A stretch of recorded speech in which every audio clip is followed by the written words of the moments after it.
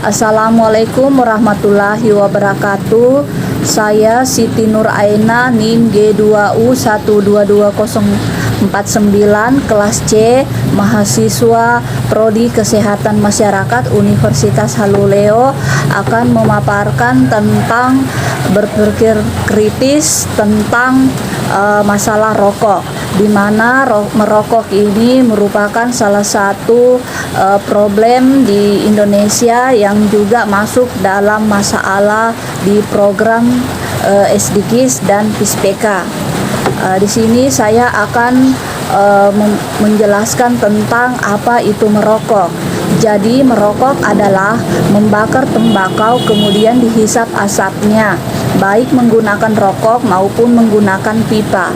Asap rokok yang dihisap atau asap rokok yang dihirup melalui dua komponen. Yang pertama, komponen yang lekas menguap berbentuk gas. Kemudian yang kedua, komponen bersama gas terkondensi menjadi komponen perkulat. Dengan demikian, asap rokok yang dihisap dapat berupa gas sejumlah 85% dan sisanya berupa partikel. Kemudian ada alasan mengapa orang merokok.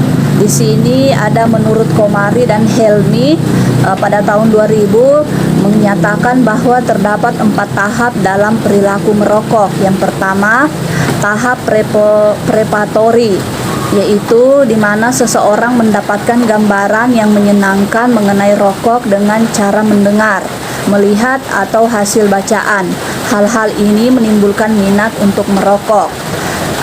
Yang kemudian ada tahap initiation, perintisan merokok, yaitu tahap apakah seseorang akan meneruskan atau tidak terhadap perilaku merokoknya. Kemudian ada tahap becoming a smoker, di mana apabila seseorang telah mengkonsumsi rokok sebanyak 4 batang per hari, maka kemungkinan mempunyai kecenderungan menjadi perokok. Tahap maintenance of smoking, tahap ini sudah menjadi salah satu bagian dari cara pengaturan diri, di mana merokok dilakukan untuk memperoleh efek fisiologis yang menyenangkan. Sedangkan menurut Sidikian dan Melva tahun 2008, banyak alasan yang mendorong orang untuk merokok. Di antaranya adalah karena social expense merupakan alasan yang penting, di mana seseorang khawatir tidak diterima di lingkungannya kalau tidak merokok. Ini terlihat pada kalangan remaja atau dewasa muda. Sebagian menyadari bahwa mereka merokok itu apabila sedang bersama di lingkungannya. Kemudian yang kedua itu rasa ingin tahu, merupakan alasan yang juga banyak ditemukan oleh kalangan muda, terutama pada anak remaja. Kemudian yang ketiga, untuk kesenangan. Ini merupakan alasan yang banyak dijumpai pada laki-laki, tetapi alasan ini juga didukung oleh alasan yang pertama. Kemudian yang keempat itu mengatasi ketegangan atau stres di dalam bekerja sepertinya. Ini merupakan alasan yang paling sering dikemukakan dan sama seringnya untuk laki-laki dan perempuan muda maupun tua. Kemudian yang kelima itu demi pergaulan. Alasan ini biasanya dikemukakan oleh mereka yang sesekali merokok, yaitu karena ingin menyenangkan teman atau membuat suasana menyenangkan, misalnya dalam pertemuan bisnis. Kemudian itu yang terakhir itu karena suatu tradisi. Hal ini mungkin hanya berlaku untuk etnis tertentu. Kemudian apa zat-zat dalam rokok itu? Jadi rokok itu merupakan gabungan dari bahan-bahan kimia. Satu batang rokok yang dibakar akan mengeluarkan 4.000 bahan kimia. Rokok ini menghasilkan suatu pembakaran yang tidak sempurna yang dapat diendapkan dalam tubuh ketika dihisap. Secara umum, komponen rokok dapat dibagi menjadi 2 golongan besar, yaitu gas 92%, komponen padat atau partikel sebanyak 8%. Komponen gas asap rokok terdiri dari karbon monoksida, karbon dioksida, hidrogen sianida, amoniak, oksida dari nitrogen, dan senyawa hidrokarbon.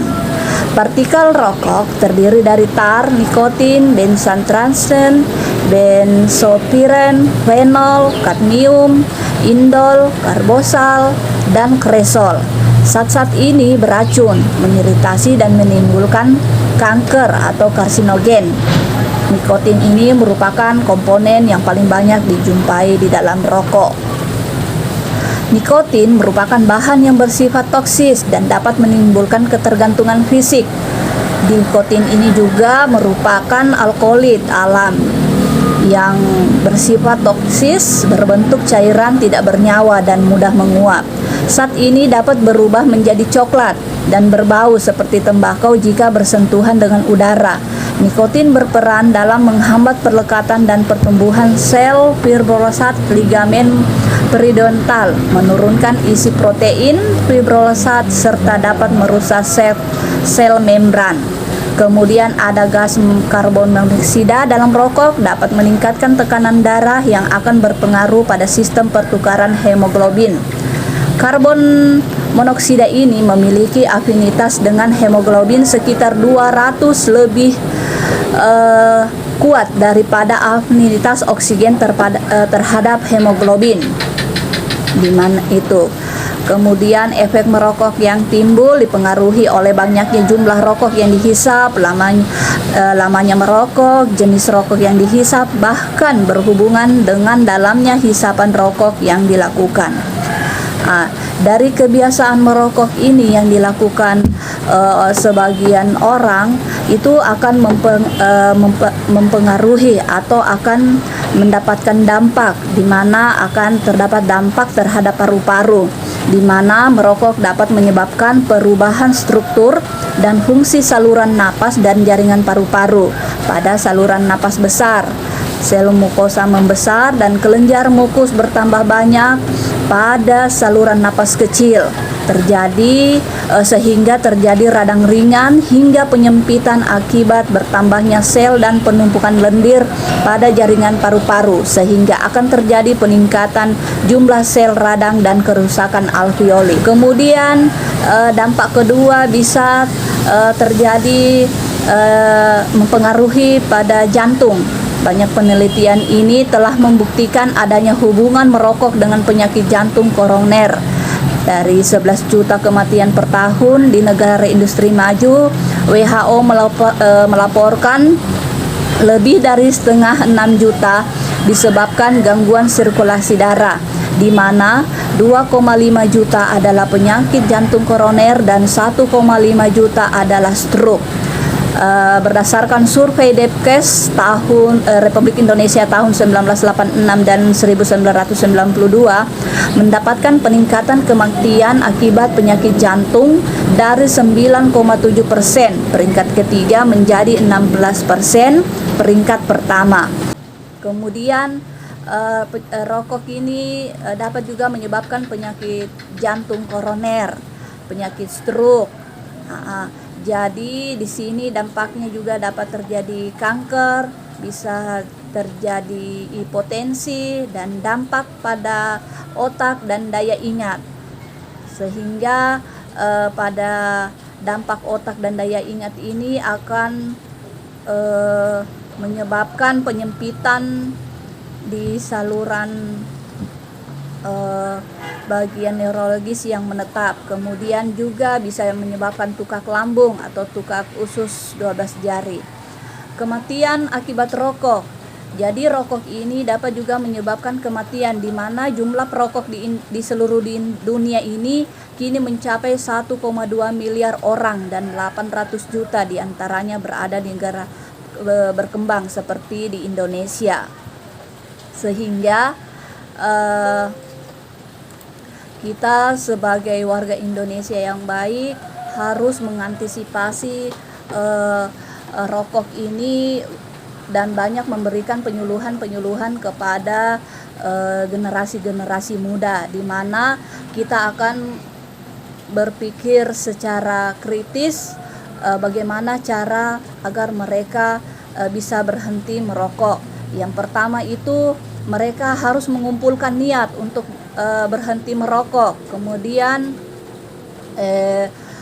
bagaimana caranya agar mereka itu bisa melupakan rokok. Mereka harus kita arahkan ke kebiasaan-kebiasaan yang baik, seperti mengajarkan anak saja untuk banyak latihan sepak bola, kemudian mencari kesibukan-kesibukan lain agar mereka tidak mengingat tentang untuk melakukan merokok. Kemudian memilih metode yang sesuai, di mana di sini cara berhenti ada beberapa metode, yaitu cara berhenti seketika, di mana contohnya hari ini masih merokok, mungkin di hari berikutnya ini hari 1 bungkus, mungkin besok bisa dikurangi secara perlahan-lahan dari 1 bungkus menjadi setengah bungkus, menjadi 10 batang, 5 batang, 2 batang, dan